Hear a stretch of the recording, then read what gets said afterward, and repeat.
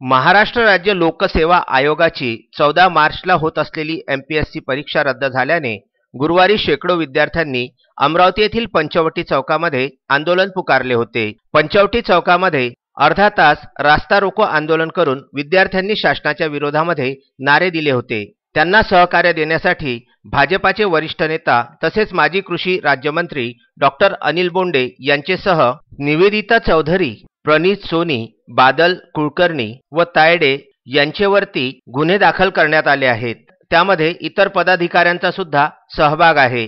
ज्यावेळी शेकडो विद्यार्थी जिल्हाधिकारी कार्यालयाकडे कूच करीत असताना पोलिसांनी पुन्हा त्यांना रोखून धरले होते। अशातच पंचवटी चौकामध्ये पुन्हा आक्रोश व्यक्त करण्यात आला।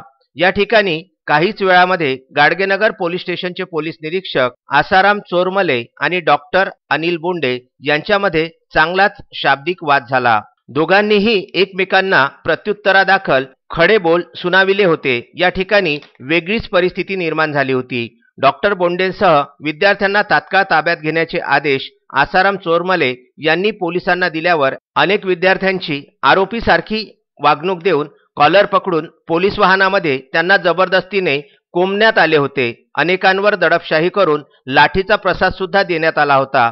भावी अधिकाऱ्यांचे स्वप्न रंगविणारे हे विद्यार्थी भीतीपोटी सैरावैरा पळत होते। यातच पोलिसांनी धरपकड सुरू केली आणि जे हाती मिळेल त्यांना पोलीस वाहनात कोंबण्यात आले।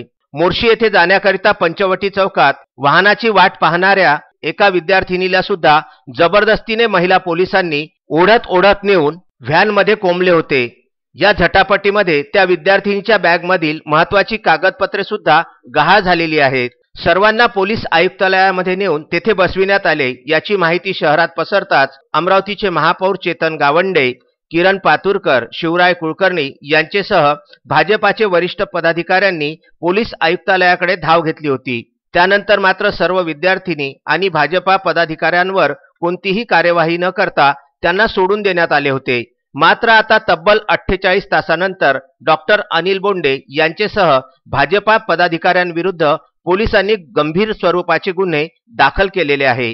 त्यामध्ये कायद्याचे उल्लंघन करणे, शासकीय कामामध्ये अडथळा निर्माण करणे, शासकीय नियमांचे उल्लंघन करणे, शासकीय कर्मचाऱ्याला धमकाविणे यासह इतर अनेक गुन्हे दाखल करण्यात आले। कार्यवाही न करता सोडून देण्यात आल्यानंतर पोलिसांनी फक्त भाजपा पदाधिकाऱ्यांवरच गुन्हे दाखल करण्यामागील नेमका कोणता उद्देश आहे याची जनचर्चा अमरावती शहरामध्ये जोर धरत आहे। राज्याचे गृहमंत्री अनिल देशमुखांनी यामध्ये हस्तक्षेप केल्याची जनचर्चा जोर धरत आहे। पोलिसांनी गुन्हे दाखल केल्याची माहिती होताच रविवारी भाजपा कार्यालयामध्ये वरिष्ठ भाजपा पदाधिकाऱ्यांची जम्बो बैठक घेण्यात आली। यामध्ये पंचवटी चौकातील झालेल्या आंदोलनाबाबत विचारमंथन करण्यात आलं। पोलीस निरीक्षक आसाराम चोरमले यांनी दडपशाही केल्याने आणि सर्वांना उद्धट वागणूक दिल्याने आसाराम चोरमले यांच्या विरुद्ध जिल्हाधिकारी व पोलीस आयुक्तांना निवेदन देण्यात येणार आहे व त्यानंतर दुपारी पत्रकार परिषद घेऊन विद्यार्थ्यांचे आंदोलन, पोलिसांची दडपशाही, 48 तासानंतर गुन्हे या संदर्भामध्ये सोमवारी होणाऱ्या पत्रकार परिषदेमध्ये संपूर्ण माहिती देण्यात येणार असल्याचे सुद्धा विश्वसनीय गोटातून कळते।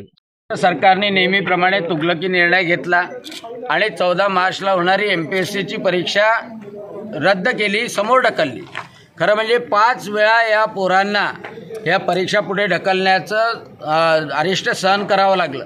7-7 वर्षापासून हे पोरं अभ्यास करतात। मायबाप त्यांच्या खोल्यासाठी, त्याच्या अभ्यासासाठी, कोचिंगसाठी पैसे खर्च करतात आणि या सरकारला काहीच वाटत नाही। तुगलकी कारण दिलं कोरोनाचं कारण।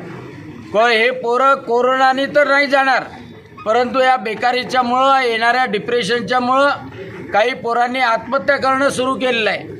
आता रत्नागिरीची बातमी आली आणि पोरं अक्षरशः रडतात आहे, पोरी रडतात आहे, त्यांचं वय निघून जाते आहे आणि म्हणून उत्स्फूर्तपणे अमरावतीमध्ये पंचवटी चौकामध्ये विद्यार्थ्यांनी रस्त्यावर बसून शासनाचं लक्ष वेधण्याकरता आंदोलन केलं तर गुरासारखं त्या पोरांना झोडपलं।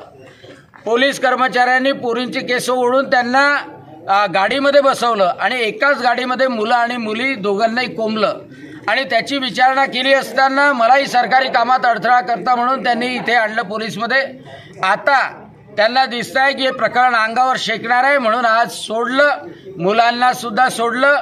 परंतु माझी ही मागणी सातत्यानं राहणार आहे की 14 मार्चची जी परीक्षा आहे ती पूर्वनियोजित परीक्षा संपूर्ण महाराष्ट्रामध्ये MPSCची परीक्षा घेतल्या जावी।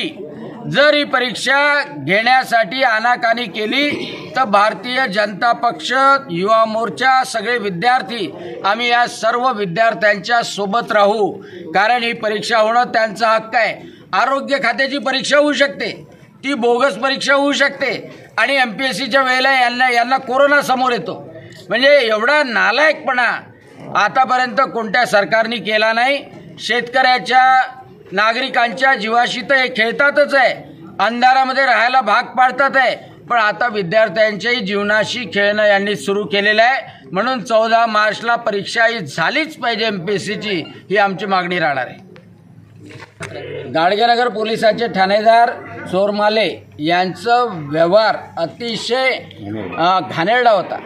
म्हणजे या विद्यार्थ्यांना स्वतःची मुलं असल्यानंतर सुद्धा तिथे लाठीमार करणं, या पोरांना समजावून न सांगणं, अर्वाच्य भाषा वापरणं आणि विशेषतः लाठीमार करणं, यामुळे या चोरमाले ठाणेदाराचं निलंबन केलं गेलं पाहिजे, ही सुद्धा आम्ही मागणी। रस्ता जाम करू नये हे आम्हालाही समजतं, कायदा पाळावा हे विद्यार्थ्यांनाही समजतं, पण जेव्हा एखाद्या पोराचं आयुष्य उद्ध्वस्त होते आहे, 14 मार्चची परीक्षा जेव्हा प्रलंबित केल्या जाते आहे, तेव्हा मुलांचा तो उत्स्फूर्त प्रतिसाद होता आणि त्यामुळं रस्ता जाम करणं हे स्वाभाविक होतं आणि त्यामुळं एवढं लाठीमार करण्यासारखे ते काही चोर नव्हते आणि चोरासारखं त्या पोरांना गाडीमध्ये कोंबलं हे त्या पोलीस इन्स्पेक्टरला शोभत नाही आणि त्यामुळं पोरांचं आंदोलन हे न्याय होतं, संपूर्ण महाराष्ट्रामध्ये होते, पूर्ण पुण्यापासून तर सगळ्या शहरामध्ये उत्स्फूर्तपणे पोरं रस्त्यावर उतरले आणि म्हणून चोरमालेला लाठीमार करण्याचा अधिकार काही कोणी दिला नाही। या राज्य सरकारला कोरोनाचं निमित्त मिळालेलं आहे। आरोग्य विभागाची परीक्षा घेतली, त्याच्यामध्ये प्रायव्हेट जे लोक होते, कंपन्या होत्या, त्यांना दिलं, पेपर फुटले, गोंधळ झाला। शेवटी आजही त्या परीक्षेच्या बद्दल काय झालं, निकाल काय आहे याच्याबद्दल संभ्रम आहे। परीक्षा रद्द झाली का हेही माहीत नाही आणि पोरांच्या जीवाशी खेळत आहे। परीक्षा घेतल्यानंतर अशा प्रकारे जर पोरांचं होत असेल तर त्या पोरांनी अभ्यास कसा करावा। MPSCसाठी तुम्हाला माहीत असेल 6-6, 7-7 वर्ष पुण्यामध्ये, अमरावतीमध्ये कोचिंग क्लासेसमध्ये पोरं राहतात, खोली करून राहतात, एकेका खोलीत 4-4 जण राहतात, 5-5, 6-6 हजार रुपये कोचिंग क्लासला देतात, 5,000 रुपये खोलीसाठी देतात आणि वेळेवर सांगायचं 14 मार्चची परीक्षा रद्द। म्हणजे हा सरकारचा निर्दयीपणा आहे। काय सेफ डिस्टन्स ठेवायचं असेल ते ठेवा, सॅनिटायझेशन ठेवायचं असेल ते ठेवा, मास्क लावून परीक्षा द्यायला लावा, पण 14 मार्चची परीक्षा ही झालीच पाहिजे MPSCची। राज्य शासनाला याच्यामधून अंग बाहेर काढता येणार नाही। Vidarbha news bureau, Amravati.